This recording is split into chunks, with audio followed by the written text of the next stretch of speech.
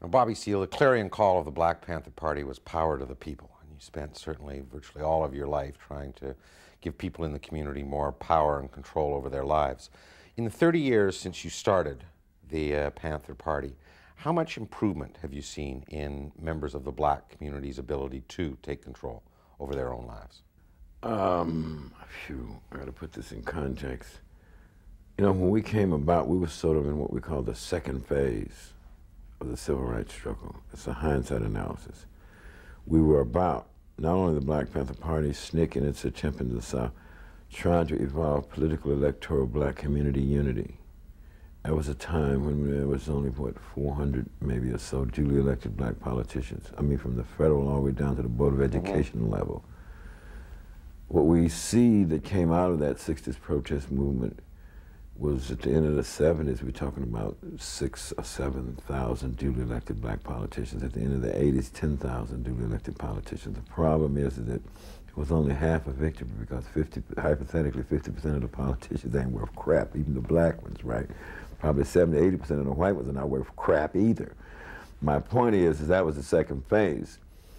The main thing, though, was how do we get to the economics? How do we evolve a new economic practice that makes some human sense?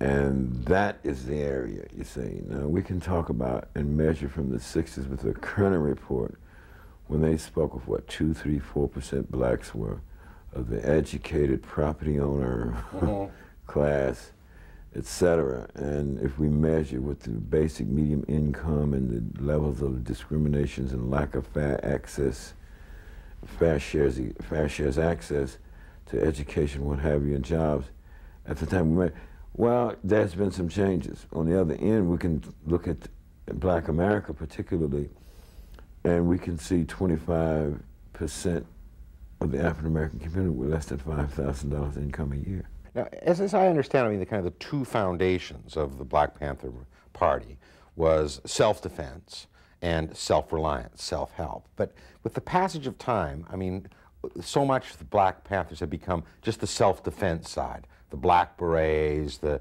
clenched fists, the guns, and that we seem to have forgotten, or there hasn't been the same attention paid to the literacy programs, the breakfast programs, the self-help and the community programs. Why is that, you think? That's because when we said that we would defend ourselves if we're attacked by any races, I mean, that captures everybody's imagination. It's a little bit more exciting than breakfast in a bag, I guess. We were reacting to the several years preceding that period, preceding October 1966 when we created the Black. We were reacting to all of the brutality that had been launched on the peaceful demonstrators. Remember, Huey was in Knight Law School, and the constant reference, as Huey used to say, every time they jump on the peaceful demonstrators, they're violating the First Amendment of the Constitution because it clearly states that all of them have a right to peacefully redress and peacefully assemble, and they only peacefully assemble. Now Bull Corner and the racists are jumping on them, therefore they're violating their constitutional rights, they're violating the law of the land. This was Huey Newton. So when we came along looking at this for several years, we started, he says, oh, we're going to stand for self-defense. If you attack us, we'll shoot back. But we did it by law. We were so damn legal when we went out to patrol the police and observe the police with the legal guns. We knew all the laws on that. It blew the cops' mind. The fact that we knew all our civil rights laws. And the fact, I guess, carrying an unconcealed weapon was completely lawful. Loaded, unconcealed. Remember, I was in the military, so the youth was trained. I had Albert Howard, big man Albert Howard. He helped me because he was in the military, so we were training them with the weapons. All these particulars we trained them before we went to the patrol. It blows the cops' minds that Huey could articulate these points of law. He could pull out some Supreme Court ruling particular related to the such and such amendment, this is due process law in the 14th Amendment of the Constitution of the United States, therefore you cannot touch my private property, therefore move back, do not, and the black people in the community saying, damn, what kind of mess is this? They never seen it. So their imaginations were being captured. Little did we realize the policeman's imagination was being captured. Little did we realize the whole nation's imagination was being captured. Little did we realize when I took the delegation to Sacramento, armed delegation in the California State Legislature, when they're trying to make this law against us carrying loaded weapons in city limits, it captured the imagination of the whole world.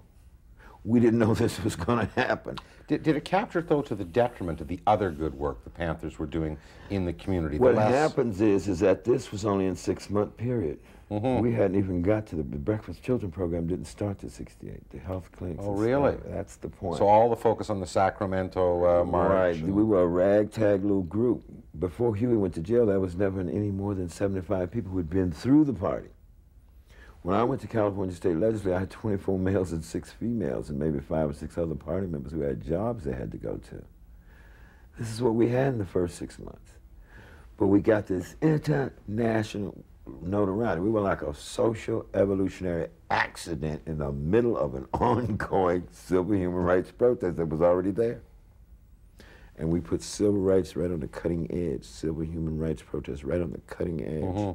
And so we got that notoriety for that before the preventative medical health care clinics, before sickle cell anemia checks, free breakfast programs, free food programs, senior citizen safe programs, taking the senior citizens back and forth so they wouldn't be mugged and stuff. Before these programs. And then later we ran, in late '68, we ran for political office. I ran on the ballot. Kathleen Cleaver's name was on the ballot, Eldridge Cleaver, and we put Huey Newton's name on the ballot while he was sitting in jail. Later in 1972, after myself being a political prisoner in jail without bail for 2 years, I won the cases, and I ran for political office again as the mayor of Oakland, but we didn't make it. But by the time I got ready to run for mayor of Oakland, the Central Committee voted that I was going to do so in January of '72. There were no more physical attacks on our offices. 28 was already dead. We won 95% of all the courtroom cases that we've been in because we have one of the most profound legal teams. Give that credit to Huey because Huey was in that vein of thinking, of understanding the whole legal ramifications. Another image that I think a lot of people still have of the Panthers is with those little red books, the Chairman Mao books. That's interesting. Because a lot of times, like, people are writing that this was the ideological base of the Black Panther Party. Not true. Yeah, see, I was wondering, that's my question, is how important was ideology to the Panthers? Well, ideology originally from the Black Panther Party grew out of us understanding African and African-American people's history of struggle for that. I mean, I was chock full of information from '64 to '66. I'm saying that by the time we ran into this red book, it was just a thing. Right after we had escorted Sister Betty Shabazz, we might have been 4 or 5 months old. He says, "Hey man, how much money you got?" And remember, we're still a ragtag organization. I don't know, $70, $80, man. Come over, I know how we can raise some money to pay rent and buy some more shotguns.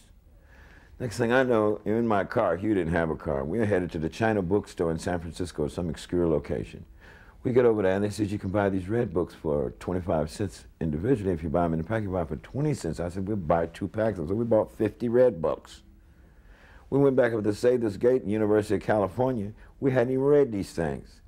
We knew they were popular in the media because the media would show millions of people holding up Chairman Mao's red book in China. So here we are, 5 or 6 of us, get your red book, $1, and they were going like hotcakes. To white liberal college students. Get your red book, $1. We have not read this thing. We run back to the China bookstore and buy these guys out, man. We buy 200 or 300 books and sell them out. We run book, buy some shotguns, pay some utilities and some rent. The next day we're doing the same thing. Finally, we heard about a big anti-war rally 3 weeks later at Kezar Stadium in San Francisco. I mean, they must have, what, 25,000 people in this anti-war rally. We left the guns at home. We went in there with a couple of thousand red books. We still have not read this book. We go in there and sell red books for $1. Then, I guess a little bit after Denzel Dow's situation in North Richmond when he got killed by a policeman, Huey and I happened to be sitting in my house and said, hey man, there's some nice stuff in here. Look, you do not steal not a needle and a piece of thread from the people. We got to reading this thing. So we adopted these little aspects out of the Red Book, and I made little rules out of them, not necessarily per se the Red Book, but the Red Book is a form of required reading for the Black Panther Party members. I never implemented that till my organization started growing like wildfire. Says everybody got to read the Red Book. That was in 1968. After Martin Luther King was killed. See, because after Martin Luther King was killed, that's when that our organization swelled from 400 members to 5,000 members in a matter of 6 months. It was almost too fast, but I kept up with it. But that's when the Red Book became part of a lot of required reading. Because prior to that, You had to read W.B. Du Bois's Black Reconstruction, Basil Davidson, even Blues People, the autobiography of Malcolm X. I had a list of about 25, 30 books one had to read that had largely to do with African-American people's history of struggle. W.B. Du Bois gave us this very rather class analysis of what the situation was as it related to the color line and as the color line related to the class analysis, but coming from really an African-American perspective. So the real ideological approach evolved out of that. Red book and stuff was secondary. Then, of course, in 1968, we got a handful of Marxist-Leninists come in the party. Then they clashed with me a bit because some of them are trying to argue the Soviet Union state-controlled command economy socialism. I says, bull crap, I don't like it. What do you mean?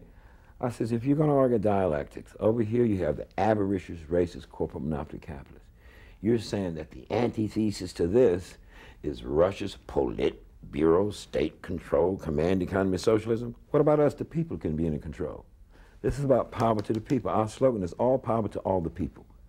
So later for some Politburo, later for some corporate money rich, we need to get down here, and this is the true synthesis. That was my argument in the late 60s. So the rank and file Panthers weren't ideological, they weren't? Yes, they were. They were very ideological. They were ideological, but I was the key in central political education. Well, your 10-point program, I know, was instilled. That was it, but it was beyond that. We went beyond that 10-point program. In many cases, you had party members trying to read the four works of Mao Zedong, reading Che Guevara. But what I would do was show the party members that they don't necessarily apply in an overdeveloped, fast-paced, high-tech social order. That we're living in a different situation. So you're not living in the rural, you're not living in the woods and the hills, you're living in the urban. So I was high-tech anyway, you know, Gemini missile program way before, and architect, United States Air Force, high-tech. So I understood that relationship. I related more, even when after I studied my African history, I related more to the mineral resources in the bowels of the earth of Africa rather than whether or not I'd wear a dashiki. See, so the aesthetic was secondary. Right. And I'm dealing with the need, how do black people control more of the mineral resources in the bowels of the earth so they can have a decent standard of living and more community control of the political, economic, and social justice institutions that affect their lives. Now, with the passage of time, it's become absolutely crystal clear that, in fact, the FBI did have a program of undermining the activities of the Panther Party. And in fact, I think the Senate Select Committee on Government Intelligence Activities in '76 said the FBI engaged in lawless tactics against Black Panther Party and responded to deep-seated societal problems by fomenting violence and unrest. I mean, pretty tough indictment of a central agent of government.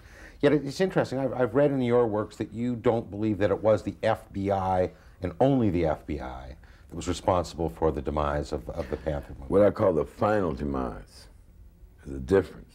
I'm not going to take the FBI off the hook. They've violated our constitutional rights. I think Wesley Swearingen, with his recent book, FBI Secrets, Southern Press Publishing, exemplified that. He's an FBI agent who's revealing real murder tactics, particularly John Huggins and others. Now, the FBI violated our rights. They fermented that split between Eldridge Cleaver and Huey Newton, all of that. Now, let's get into the fall of '73. Elaine Brown is running around telling little lies on people so she can get close to Huey. I think somebody said this about you, Chairman, a servant, and they disrespecting you. And one day, Huey, beginning to snort cocaine, abusing that, Since around jumped 73? on a rank-and-file party member and beat the hell out of him. A whole herd of 100 and some odd party members just left. Who the hell he think he is? And people were peppering off because of this kind of crap. I'm jamming you. We put you in the hospital twice behind abusing those drugs. We had Dr. Small. I mean, we actually put him in the hospital. I'm not trying to take away Huey's early contribution. I'm telling the truth of what happened. Right. You need to know the whole truth. If you only have a half a truth, it's the biggest lie in the world. This is what happened in the real demise in late '73 and early '74.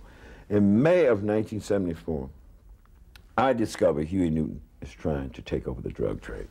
We've bundled down to 250. It's in Oakland now. Oakland, San Francisco, Barrett. That's the only branch and chapter operation going, except for a skeleton crew with a free ambulance program in Winston-Salem, North Carolina. There's no Chicago. All the chapters have been broken down. They don't exist anymore behind that Miralty campaign. So now you see the real demise that's beyond COINTELPRO. unless Huey Newton and Elaine Brown was working for COINTELPRO. See, so this is the trouble with so many party members. They're hurt, some of them, to this day. Most of them are not, because a lot of them are PhDs and master's degree people now. But my point is, this is the true demise. Now, there's 250 so people left. I'm trying to figure out what I do with Huey. Do I kill him? That's not me. This is Huey Newton, you mean? Yes, in May and June into July of 1974. I can't kill Huey. I'm not a murderer.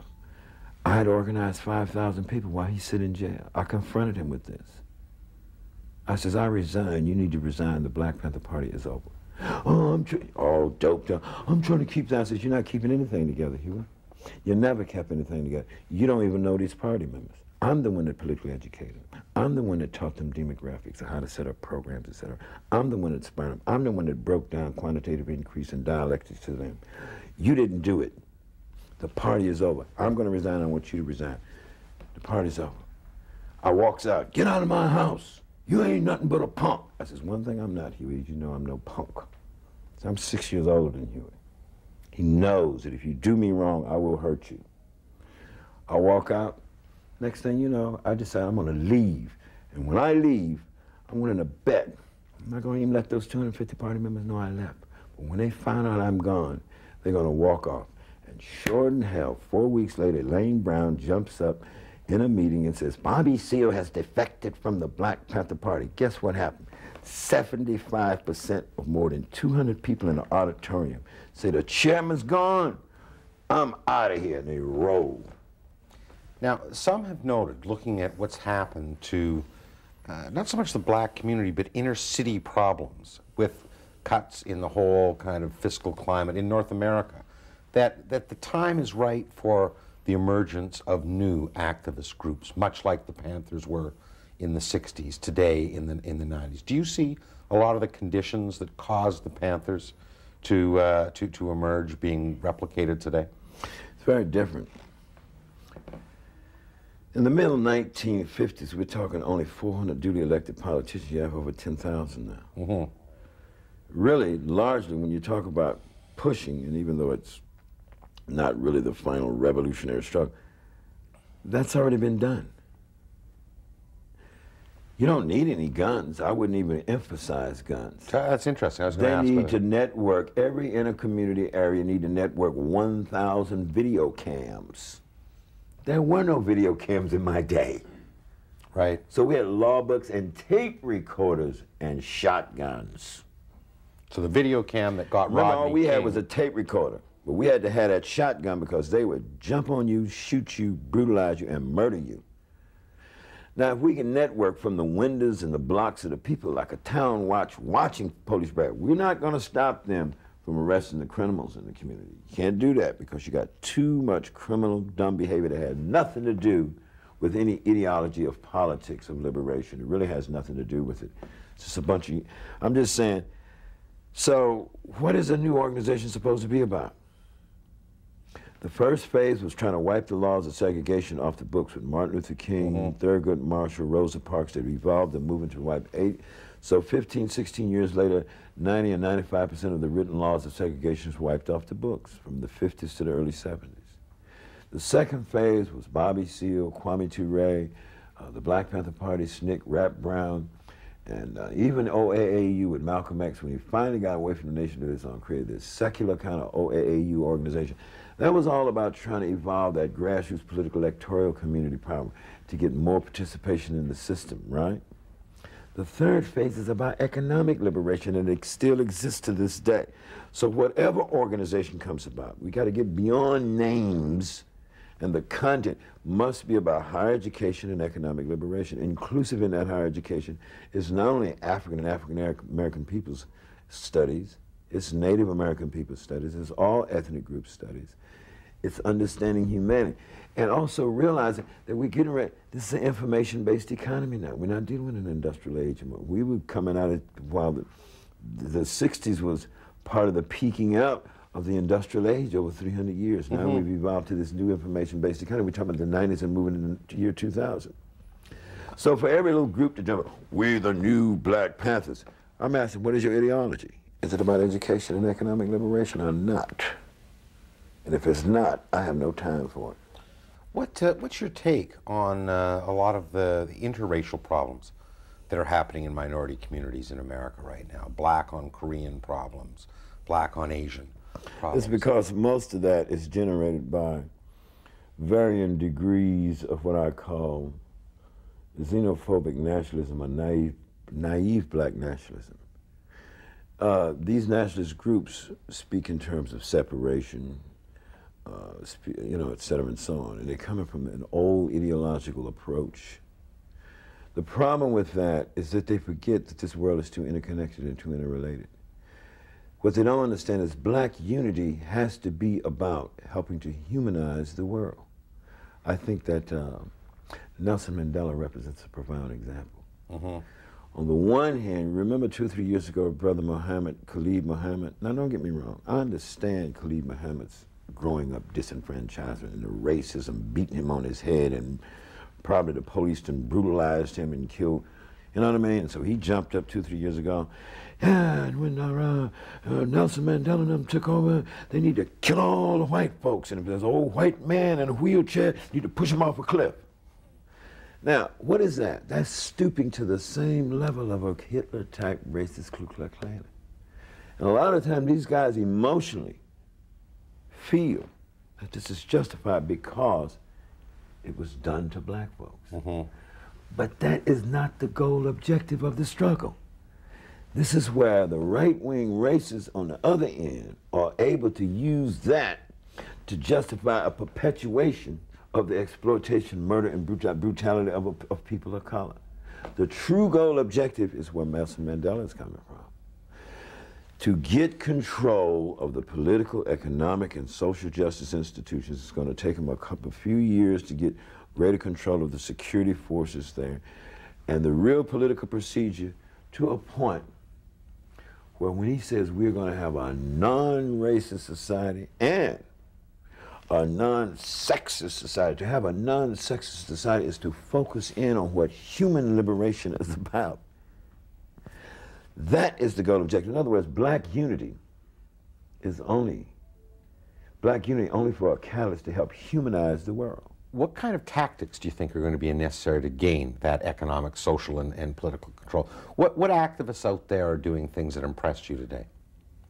I love the way, was it Greenpeace or Green Party and the groups on the internet signed this petition against the French government for its renewal of nuclear testing. Yeah. How can we get more creative with that as part of the tactic? We have to understand that we can get across border lines, we can communicate. I mean, people are going to have to create tactics that will be going to, where you're arguing some civil human rights issue, you're going to have to show its interconnection with how the environment is being described. Mm-hmm. What about the Louis Farrakhan's and the other black leaders who've come to prominence in the last? Well, you know, Louis Farrakhan is a reverend, a preacher, whatever, you know, he's sort of a messiah-type guy, you know, but I have to give him credit for more recently in terms of organizing tactics. The African American Economic Development Council, to me, was the most important thing he said. It represented coalition, political, community organized. He has to work with 25 other black organizations totally outside of the Nation of Islam with the African American Economic Development Council. You see what I'm getting at? So, depending on if that goes positive, that's the most important thing he said in that whole speech. You know, my point is, it's probably a growth level for him. He had to stop castigating Jewish people based on an old 2,000-year-old religious war that's been going on in the Middle East. You know what I mean? I'm tired of it. And if we get beyond him, I think Jesse Jackson's speech was very significant at that Million Man March. People need to listen to that. You know, what he was talking about. You know, next time there's a march, we need to have a 5 million people march. Men, women, black, white, blue, red, green, yellow, and polka dot. That's the next march that need to come down. And what lies ahead for Bobby Seale? Bobby Seale, I'll probably produce this film, Seize the Time, with the real authentic high drama of Black Panther Party. Black Panther Party's history on the big screen. Out of that, we hope to raise some money to create the Environmental Renovation Youth Jobs Project, particularly in Philadelphia is the first example, then maybe to Detroit and some other cities. idea is you got to raise that $10 million. I'll take the cookbook, Barbecuing with Bobby, put it on CD-ROM now, add some more recipes, a new edition on CD-ROM, and help market that. And up to 50% of those funds will help go to the Environmental Renovation Youth Job Program project. Actually, this is where you're encouraging kids to renovate cars and... No, we're structuring it in such a way, under reach, but the Environmental Renovation Youth Project will also be a nonprofit entity where we, former party members, the handful I'm working with, we're actually hiring professional supervisors, professional carpenters, builders, drywallers, electricians, roofers, etc. They'd be paid union scale with all the retirement and stuff. But they'll have anywhere from 3 to 6 youth that they'll be teaching to do this actual work. And we'll be able to pay those youth $7.50, $8.50 an hour. Renovating old houses and renovating old cars, and also step by step involving electrical automobile technology, alternative energy frameworks for the renovated housing. You see them getting it, putting it back on the market, the money is paid back to the... Right. Make these real jobs and then teach human resources skills. They work 40 hours a week, 5 hours is human resources skills. You sit on a computer and you're going to have to learn how. And we will teach you and show you to fill out your grant papers to be able to go to college or grade school. And if you're in this program 2.5 years, you're going to learn everything from against violence, decent relationships between male and female. Half of my program will be male, females in them anyway. And if we could spread this around the country, 100,000, 1 million youth in the next 10 years doing this kind of work, jobs, et cetera, boom, boom, boom, then we've changed. And then it's community controlled economics and it's financially self-sufficient. We don't want any damn government in it. Get out of here with your racist, politicking ass. Leave us alone. This is a community controlled economic endeavor. And people rehabilitate themselves because that's a large portion of their human liberation. Well, Bobby Seale, for you it seems the struggle always goes on. Oh, yes. I'd really like to thank you very much for taking some time out of that schedule and talking with us. Thank you.